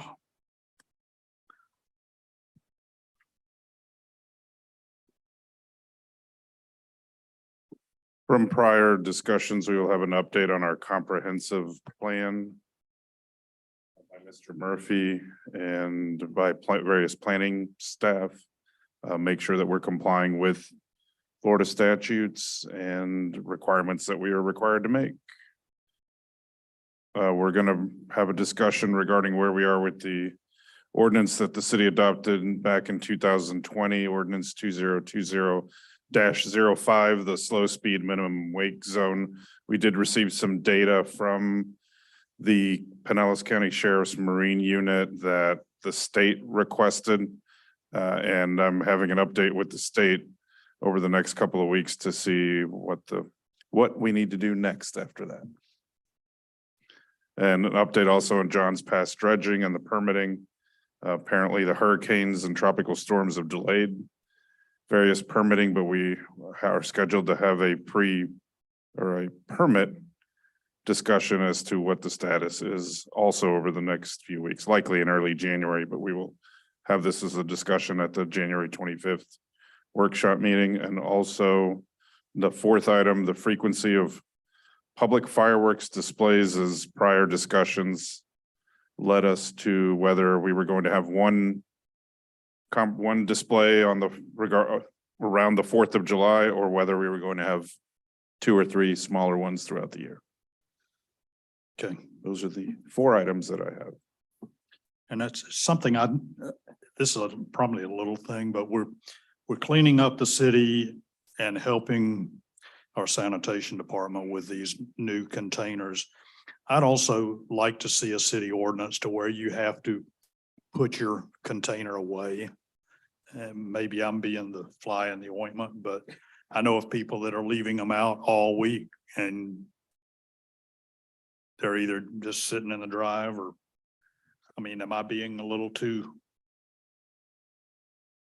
picky here? Or, There are a lot of cities that require that. yeah. Yeah. I'd Right, like and if to- you do not return it, there is a fine. You're fined for not returning it. I would like to see us do that rather than leaving it out in the front of the house.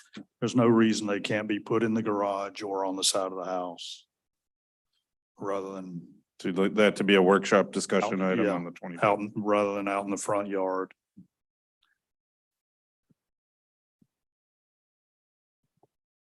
Anyone else have anything? I think we already have, it can only be out at a certain time. I don't think it's when it has to be taken away.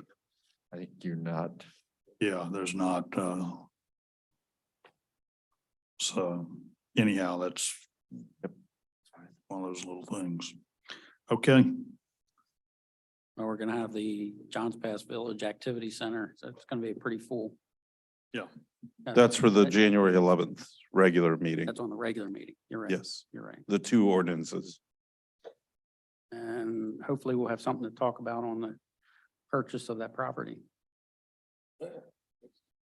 We might, yes. If I do, I will add it to, yeah, because I it'll be a would, workshop item. I would like to see us get a, depending on the appraisal, come to us quickly to where possibly we can get a letter of intent or something to where we can tie it up till we go through the motions. Okay. Next is reports and correspondence. Does the commission have anything?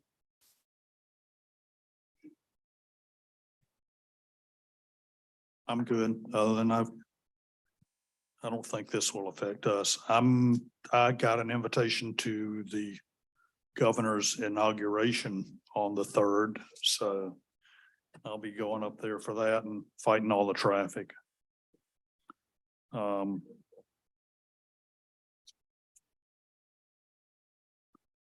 Trask, have you got anything for us? Just to say Merry Christmas and thank you for the opportunity to represent the city of Madeira Beach this year. Appreciate it. Thank you, Tom. We're happy to have you. At least I'm happy to have you. I've been very, Thank you. very satisfied with your performance over the past few years. Thank you. Mr. Gomez. Thank you, Mayor and Commission. I'll be as quickly as I can. Our monthly update, or the city manager's report reporting on activities in November, upcoming activities in December. Just some reminders to our residents, businesses. We discussed earlier of our new recycling vendor that will begin collecting on January the 4th. And we will have the 64-gallon containers. Again, a reminder, please help us recycle as appropriately as everyone possibly can. Paper, plastic, glass, cardboard, metal. Again, no pizza boxes. Repeat, no pizza boxes or any items that do have food on them. Those are not recyclable. If you take the top of the pizza box with no cheese or sauce, then that's recyclable.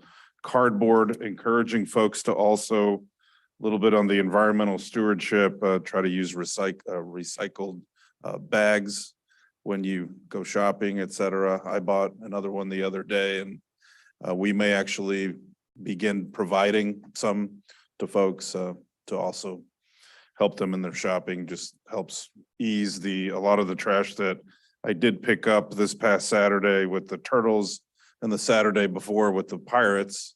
Unfortunately, a lot of grocery plastic bags.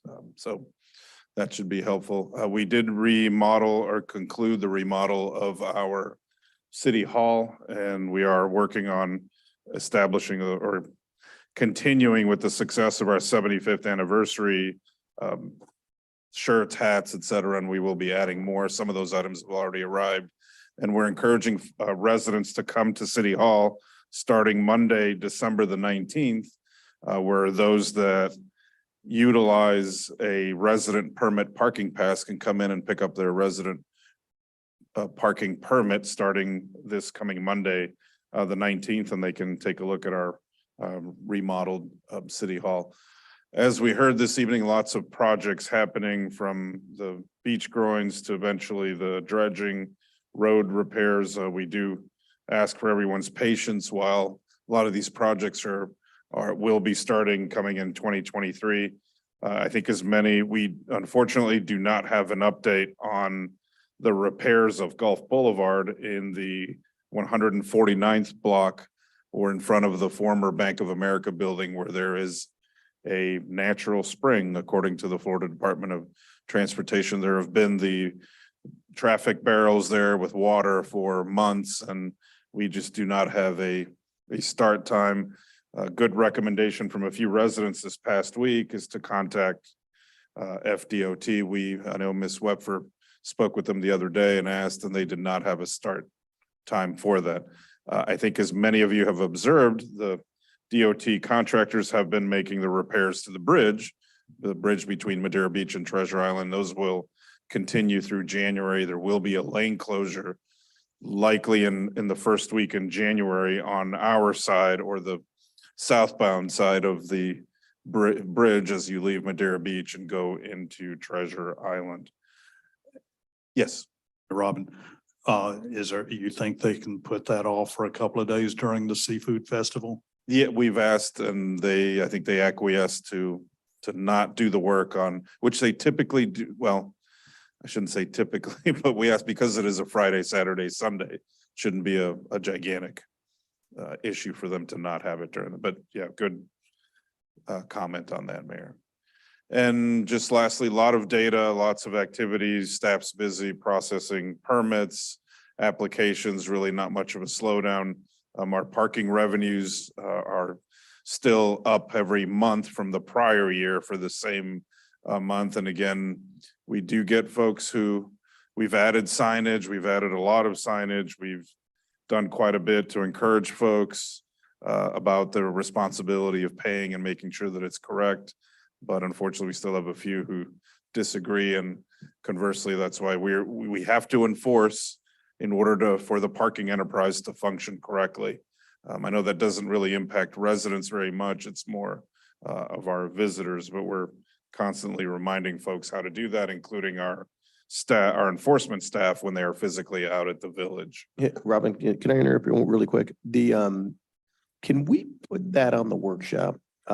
Sure. Because we seem to, I get it a lot, and we seem to be getting a lot of emails about it, and just We could discuss. so we it. can confirm that we are signed correctly, that we're in a good spot, and Oh, yeah, like, we'll they're have not hidden by trees or not, you know what I mean? Just a little updates of what I'm asked about it, that we're kind of on the same We page. will have that on the 25th Perfect. of Thank you. January. We will have we will have a nice entertaining presentation. Wonderful, On wonderful. Thank you. parking, all the good things about parking.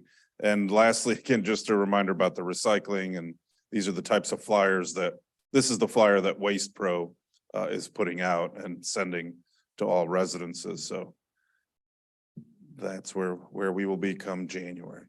And again, we don't have too many special events coming up. Just this coming Friday is the Ugly Sweater Pub Crawl at John's Pass. And then Friday, December 30th will be the final Friday of the year. It'll be a little bit different. There will be a band on the pirate ship.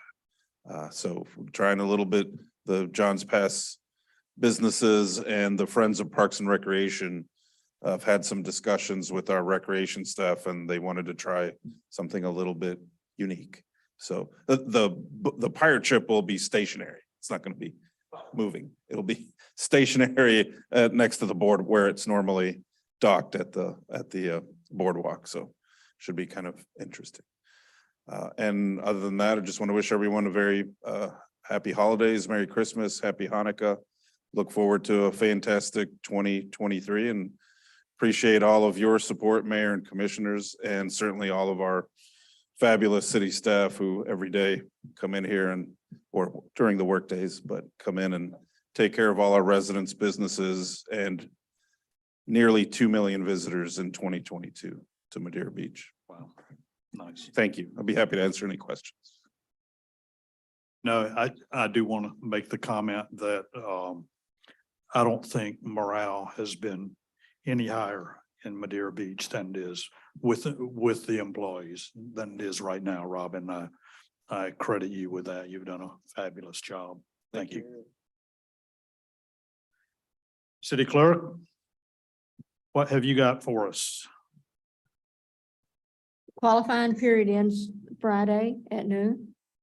I have 3 qualified so far, but I do have others working on it. The 2 so far for mayor has been qualified is Vice Mayor Andrews and Jim Rostek. And for Commissioner District 4 is Anne Marie Brooks. And I have a couple for 3 that's working on it. And I'll put out a notice at around noontime or 1 o'clock on Friday, what the finals are. For Civic Plus, our new agenda management one, we're publishing our first agenda in that January the 11th. You'll have the meeting on that. And I'll be working towards the time stamping and all of that. And we are using Barracuda. And right now it is showing some, but we're separating duplicates because I think our network people still got the other one active. So it's creating a duplicate. So we're working on getting that one shut down. We put a work order in that one today so that we won't have any problems with Barracuda if that's the problem. And for Laserfish, we're building that. And like I said, that I had budgeted our consultant, our records manager, he's creating all my folders, putting all the codes and all that in there. So we should have that hopefully by the end of February. We'll be full-time working on that. And also in my document center, that should also, which probably next week, we'll be able to see all of that in the document center. My assistant and I are starting to upload everything to the document center. So anyway, like I said, everything's on a trial basis, and I think it's going to work. Everything's going to look good. And, you know, we can always make changes later if it doesn't, but the goal is that it'll be a success. And I would welcome feedback from the commission and the public and on everything. And that's how we make things better and succeed in the organization. And thank you and Merry Christmas and Happy New Year to Right. you all. Merry Christmas to you, Clara. Thank you. Thanks so much. Well, with that, this meeting is adjourned at 8:14 PM.